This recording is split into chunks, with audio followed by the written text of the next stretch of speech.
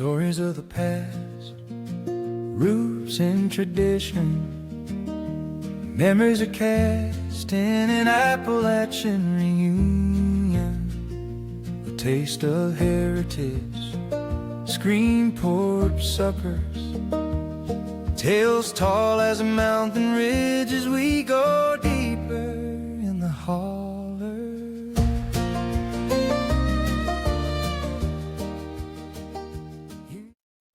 Well, hey again. Welcome to the Appalachian Tale Podcast. I'm Jimmy Proffitt, your host.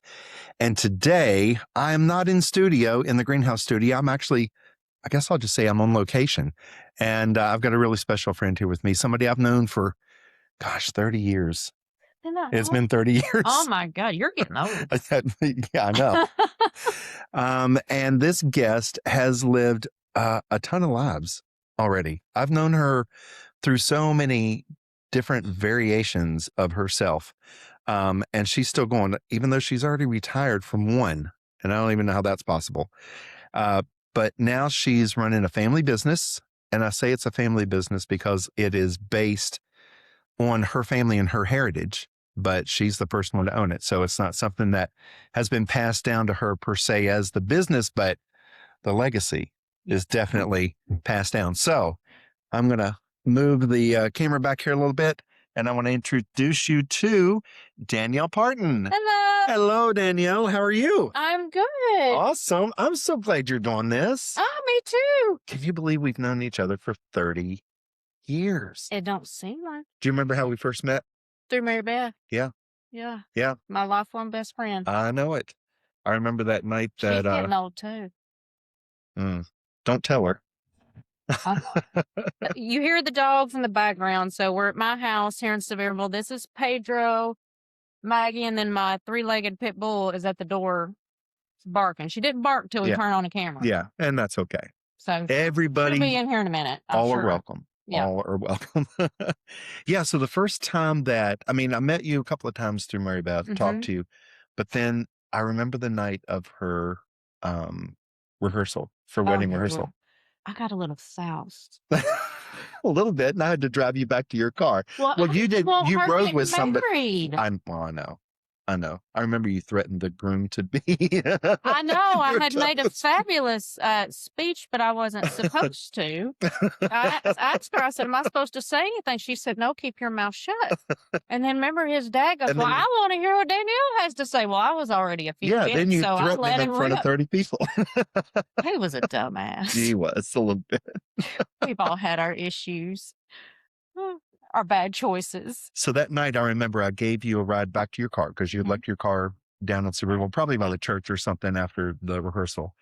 And I remember going home and telling my parents, you will not believe who was in my car tonight. Like, what? I said, Danielle Parton. They said, who's that? That's what I said too. Who's that? And we'll get into who's that in a little bit. There's a little bit of who's that there. I don't always let the dogs on the table. It's special occasion. It is special occasion. This is the recording studio. This is not the table. It's not the table. This is Sheen Bean. Can you see that big old head there? Look at that. Oh my gosh. This is my three-legged pit bull. So I tell everybody I got 2 3/4 dogs. Yes. So sweet. So your mom has always done ancestry. Mm-hmm. So let's talk about your family a little bit. There's more than one person in your family that's known for wearing. She don't like his line of questioning. Apparently not. She be. We're going to try this again. So there's more than one person in your lineage that's probably known for wearing wigs. Oh, she almost started again. Who else wore wigs? Wasn't there a man that wore wigs and powdered his face? Well, no, yeah. Way back in your... Yeah. If we go way, way back. What was his name? He was in Nolan. He was on my mom's side of the family. And he had been out with a group of men and this woman. And I think there was some alcohol involved. Oh. And apparently, it sounded like a pretty good enough to me, but they ended up charging him with rape. Oh, my gosh. And so to escape prison, he swears it wasn't rape. So he dressed up as a woman, put on a dress, and they helped him walk out of the jail in North Carolina, and he came across to Tennessee. I don't. We're gonna have to kill. That it's all right. Say we're all good. Everybody wants to be Yeah, included. she just wants to be the center of attention as usual. I'm gonna have to put her back. Well, I was thinking actually a little bit further back, like a little bit further, closer to the maybe You may know my the heritage beginning of better than me. the beginning of this country. Are you not related to George Washington? I- Somewhere on down the lane. I could have sworn your mom told me that at one time, and she didn't tell you. I swear that whole thing, that genealogy thing is almost a source of trauma to me. Yeah. She started that when I was a year old, and she just wanted to get out of the house because she had 2 babies 16 months apart, and she just needed a minute to herself. And she was blind in one eye and full-time crazy, clinically, and then she had 2 little kids. And so she told my dad she'd read in the newspaper she was going to go to a geology class.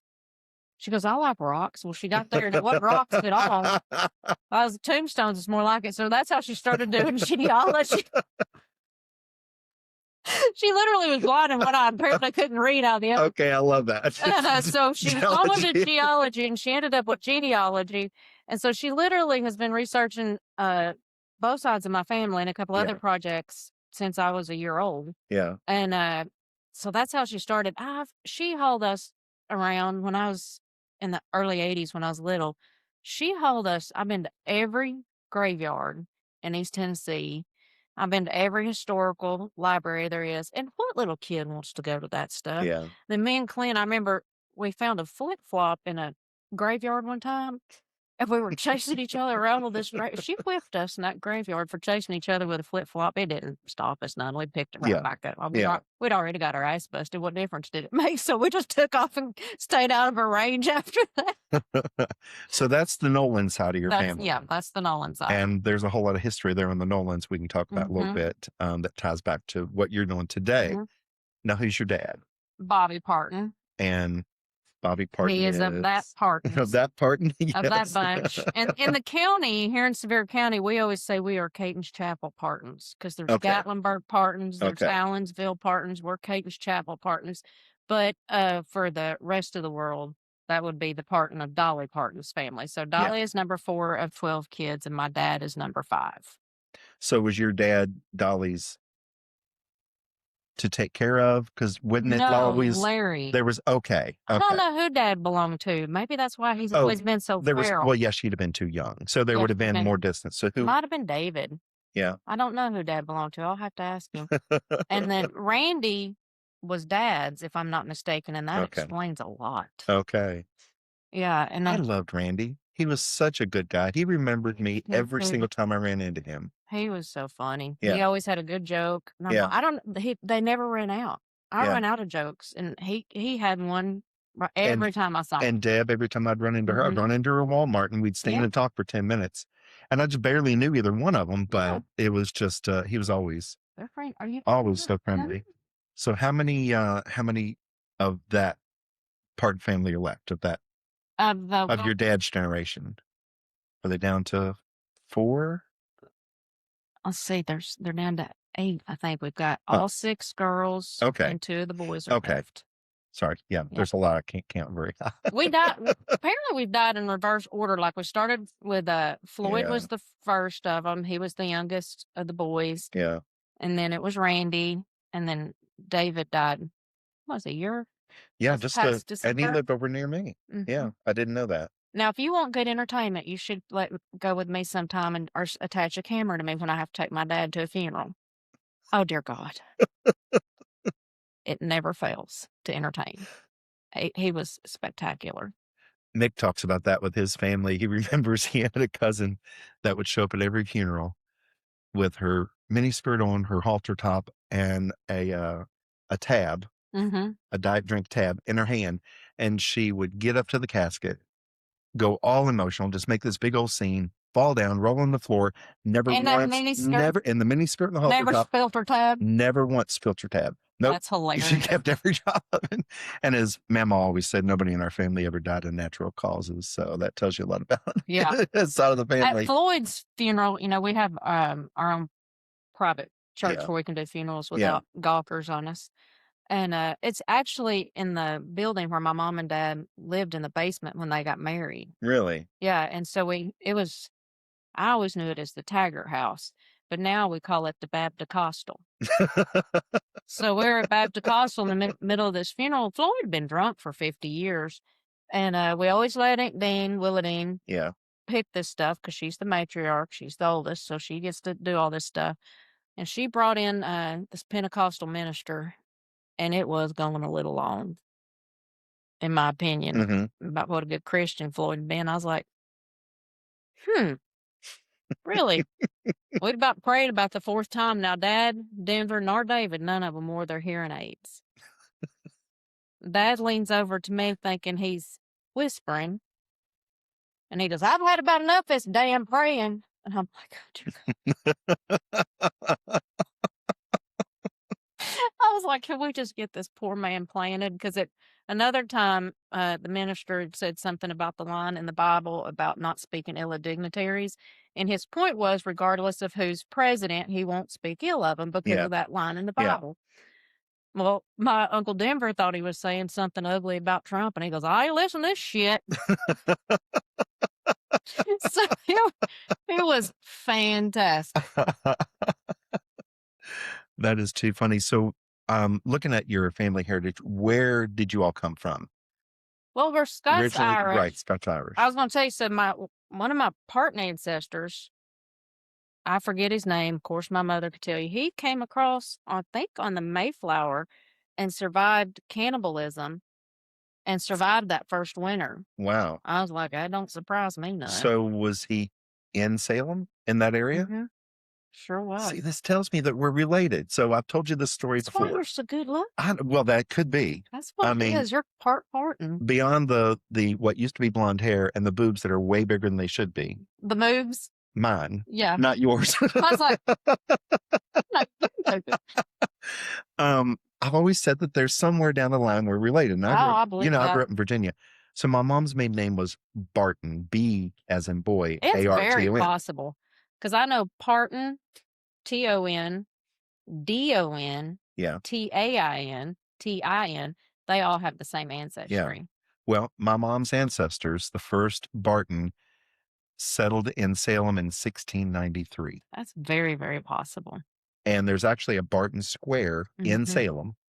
I've been down that street, and I didn't know my family lineage went back to that until I started doing ancestry work years ago after my mom had passed.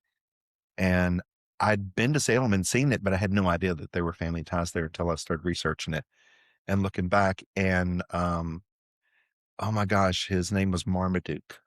Lord, what name? Marmaduke Barton. Now, could he spell Marmaduke? I have no idea, but he was very wealthy. I don't know if I could spell I don't know where the money Marmaduke. went, but he was very wealthy, very prominent, very well known. That's why there's a street named after him.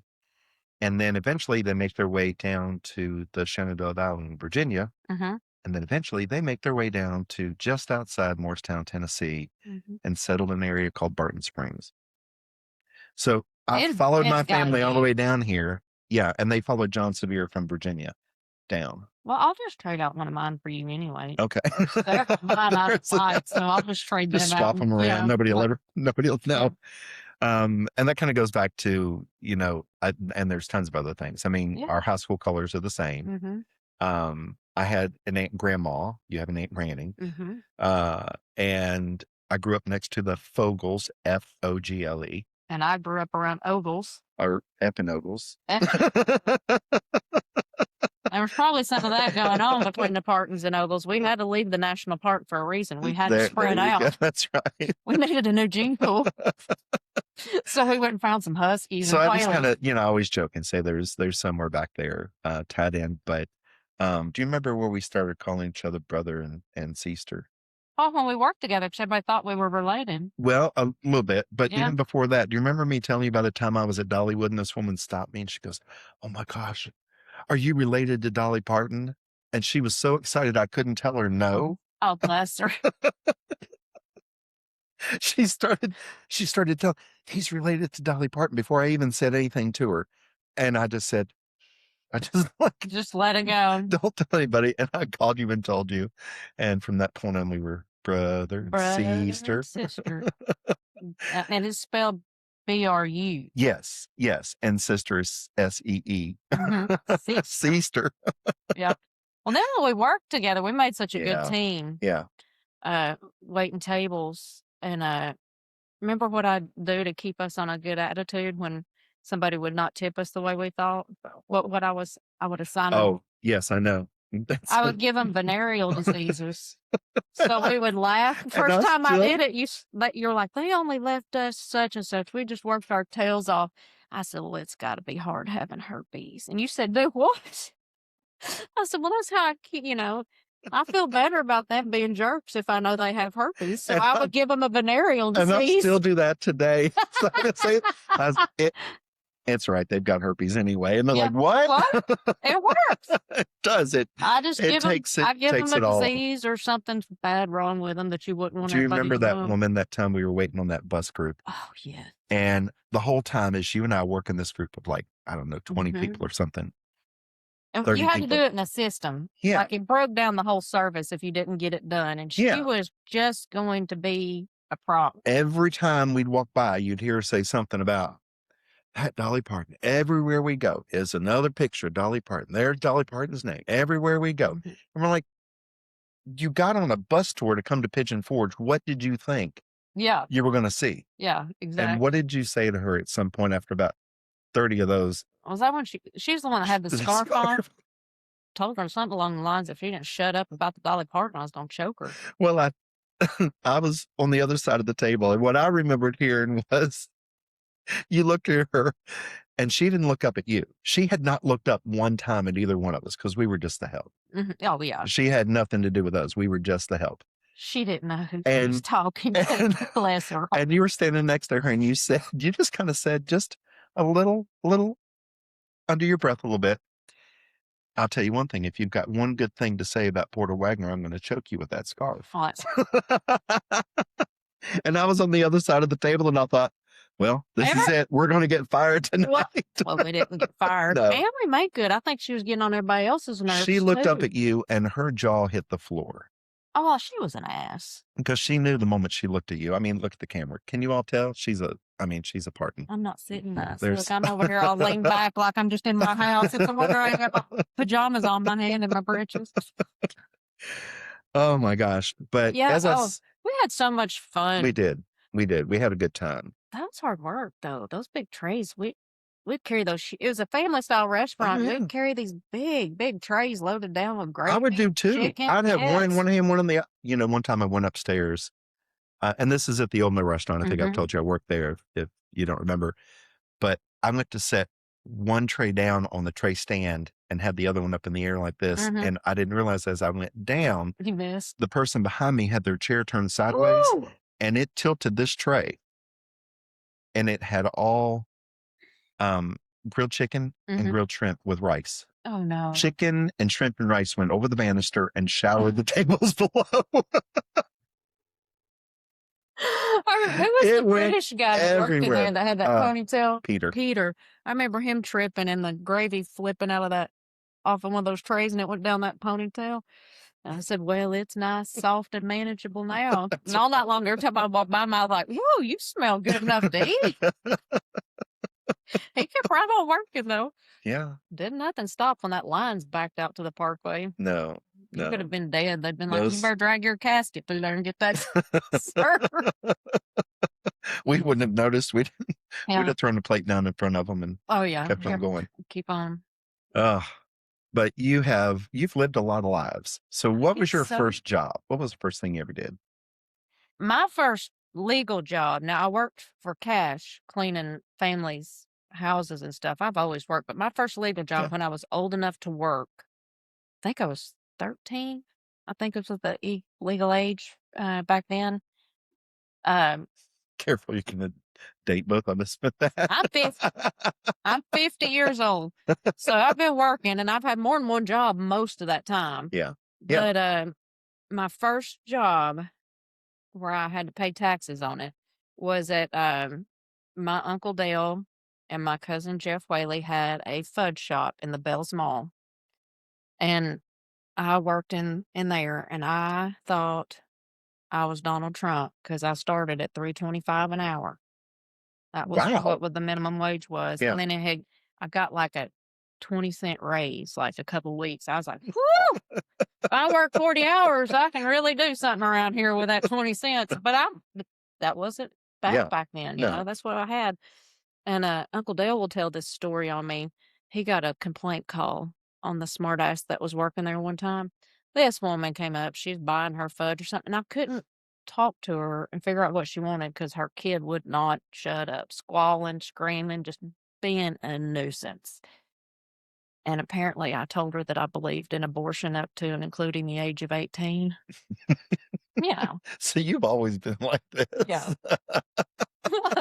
Uncle Dale goes, could you please not offer to tell people they need to abort their already born children? I mean, he wasn't shocked when he got the call. No. He knew. No, he didn't fire me either. Yeah. Because for every old woman I made mad, there was 20 other men came in and bought a Coke. Yeah. Just to say hi. I was cute back then. I was young. No, you always have been. I was young. But I was always a smart aleck. I couldn't help myself. And what else have you done? Well, I did that when I was, let's see, I worked at Advanced Auto Parts, getting out of high school. I enjoyed that. I loved, worked at Advanced Auto Parts, and I'd answer the phone. Thanks for calling Advance. Danielle, can I help you? Yeah, hon. I need to talk to somebody in parts. Okay. I put it on hold, have a sip of coffee, talk to whoever's around, and I'd pick it up and I go, Parts, can I help you? Yeah, hon, I need, well, the body is a Ford, but I got a Chevy engine in it, and I need a hose. Now, this one I've made myself, but it's blown out. I'm like, uh-huh. How about you just bring in what you got, and you can walk down our aisle of hoses and see if you can match it. Yeah. And that's how we would sell parts. That's how it would roll. So then I went to college. Let's see. And where'd you go? Belmont University. Yeah. That's where I graduated. 1998. I always tell everybody I graduated college before I knew how to use the internet. We got email. I got my first email the summer I graduated Yeah. college, and I really didn't understand it. I didn't really know that you could do that like outside of an organization. Now, were you among the first to go to college in your family, or? There were Well, your mom obviously went to college. Mom went She to was a college. teacher. Yeah. She was a teacher. On the Parton side, to this day, there's only two of us that have a 2-year degree, and I'm the only 4-year degree. Yeah. I think we got a couple with 2-year degrees, but myself and Tim have a 4-year degree or better. Yeah. And so, yeah, I still am. I'm still the only bachelor's holder of girls. And bachelor of what? Business administration with an emphasis in artist management. Because Belmont was a big music business school. Right. So, which artist management just sounds fancy. It's just a management minor. Yeah. Basically. And I didn't use it at all. I was going to say, who'd you manage? Myself. Yourself. Which is a job.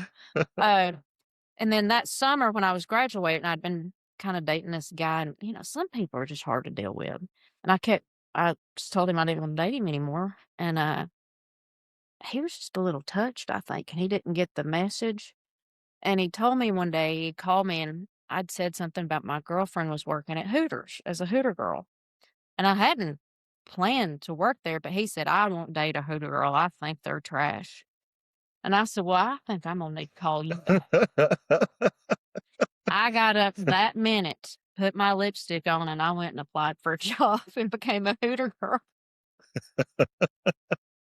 And then so I was doing that. I graduated in August of 98. And I know this will shock you. I got sent home from Hooters for being a smartass. And I was right, though, to be fair. They were remember we had to wear those big slouchy white socks or whatever? Yeah. And they're like, you have to buy them here. I was like, you cannot force us to buy something at an elevated price when we can get it elsewhere. That's not legal. Yeah. Turns out I was correct, but they didn't appreciate me pointing that out. Yeah. And they sent me home for bad attitude. So I called Dolly's office. I had met this gentleman at a live concert recording that Dolly did for an album. His name was Walter Henry Hagen. She wrote a song called Walter Henry Hagen. He was a little Irishman. and he worked in special services for American Airlines. And I said, I want to get in touch with Walter. I want to be a stewardess. I didn't know we were called flight attendants at the Yeah. time. Yeah. And to this day, I still prefer Sky Goddess. I was the Sky Goddess. There you go. And so she called him. He called me back, and he got me set up with an interview that day, and I got hired. I did a phone interview, then I had to go interview in person, and I thought I was going to work for the CIA. I didn't know at the time because I had to have like a 2-year living background, a full criminal background check. Really? Yes. And this was before 9/11, Yeah. but you still had to turn all that stuff in. Well, I'm so glad I did because I've had to Did do you know it. they were at least trying? Yeah, right. Since then, I've had to do it so many times, but I started a file then. Yeah. And so every time I've had to do it since then, I just had to update, if I've moved or whatever. Yeah. So it's easy now. Of course, Lord, I haven't done it forever now, but I got that in there and I got hired, and it didn't take me long to figure out that the pilots and the flight attendants had the same lifestyle as far as traveling for work. Mm-hmm. Somebody had a far better paying job, and it was not me. And so I started asking questions about how do you become a pilot? I had never been around a pilot, much less a female pilot. Yeah. And because we're still about 5% worldwide of professional pilots. Really? Yeah, it's still pretty Wow. rare. Um, there's more and more coming along, but I mean, we got ways to go to catch up to get Yeah. even. And so every one of the guys were like, hey, if you're going to go military, which I had to go military, I couldn't afford to do it on the civilian side. They're like, you have to go guard. Well, what's the guard? And so to explain the guard, I was in the Tennessee Air National Guard. I did 6 years in the Kentucky Air National Guard. Oh, I didn't realize that. Yeah, I did. I thought it was all Tennessee. No, Okay. I did 6 years in Tennessee or in Kentucky. I always say they were the second best guard unit in the country. Nashville Guard unit was the best. The 118th was the best. But in the Guard, Army or Air, you work for your state first. The governor is our commander-in-chief first until you get called to federal service. And then you are just absorbed into the active, whether it's Army or Air Force, and you become an active duty member just like that. So the benefit of the Guard is you are 1/11th the cost of an active duty member, but you have all the same qualifications, all the same. You have to train to the same standards. Your currencies are the same. Everything is the same. You are just way cheaper to maintain. And so people don't realize, people are like, oh, you just did this part-time? I'm like, no, I did it full-time. Yeah. For the most part. I was never considered full-time. But I have more deployments and more combat time than most of I actually don't know any of my counterparts that were in the active duty that I went to pilot training with. I have more combat flight hours than they do.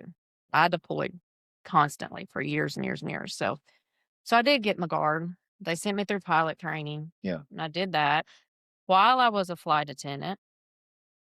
So I get aggravated with the Guard and be like, I don't need this shit. I got a job. Then I'd go back to the airline and somebody would get on my nerves and I'd be like, I don't need this shit. I got a job. So I go back and forth. And then I flew my last trip as a flight attendant the same week I reported to work as a pilot for American Airlines. Wow. Just transition, boom. I was a horrible flight attendant. So instead of getting on the plane, instead of going right, you just went left. Yeah. That's exactly right. And so by the time I had resigned, though, I was an aircraft commander. I had commanded combat troops for years. I was used to saying, when I say jump, somebody would say, ma'am, how high? That was the only follow-up question that was acceptable. And so I wasn't very good when I'd be like, I'm going to need you to push your seatbelt on. Well, what for? Because I said so. Put it on the right way, or I always hoped one day I I was going to end up on a plane that you were, but it's never happened. But I have flown some people that weren't expecting to see me. Yeah. From here, actually, from East Tennessee. So it's fun. I flew a friend of mine. I don't know her married name now, but it was Tammy Anders. I went to high school with her. I found her at a gate in Los Angeles, and I flew her to Las Vegas. Wow. As a pilot. Oh, really? Yeah. Okay. Oh, that's cool. Yeah. And every time I'm in an airport, I look when I see the you're crew. not flying international now. I fly the Boeing 787 now. Yeah.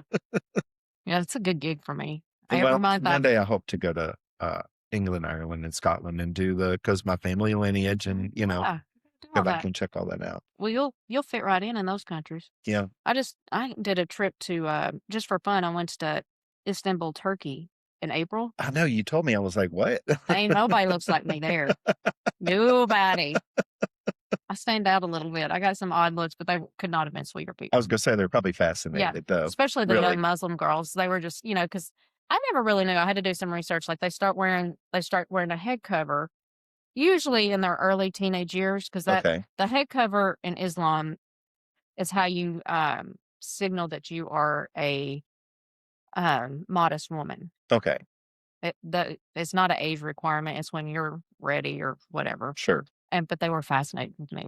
My A lot of coloring cultures are and my kind of that way. There's at some Yeah. point that you, I guess, become a woman, Yeah. and it's socially Yeah. acceptable. It's But they were sweet. They always wanted to know about my makeup, and they were fascinated how old I was. I'm like, I don't know if that's a compliment or not. but they're like, what did you say? I'm like, I'm 50. And I'm like, 50. And they're like, That's right. yeah. So, yeah, I did that. So, yeah. So now I fly airplanes. But you just recently I retired. I did. I skipped that, didn't I? Yeah. And this past September, I retired after 20 years in the Air National Guard. That's amazing. Well, everybody, that discussion with Danielle went so well, and I knew it would. I absolutely knew it would. That I think I've got enough for multiple episodes here. So I'm going to stop at this point. I like to keep these episodes to about 30 minutes. And we're going to continue that conversation with Danielle in the future. I'm going to weave those into some other episodes that I've got coming up. So come back, check it out again, and hear a little bit more from my great friend, Danielle Parton. Well, friends, that's it for today. Thank you for listening to the Appalachian Tale podcast. I'm your host, Jimmy Proffitt. This podcast is recorded in Greenhouse Studio right here in my backyard and produced and edited by me with a little help and a lot of encouragement from my husband, Mick. You might know him as Mick on the Porch. If you've enjoyed today's episode, like, rate, and comment, and share it with someone who appreciates a good story, good food, and a little bit of Appalachia. I'll talk at you later. Y'all be safe, and let me know you got home okay.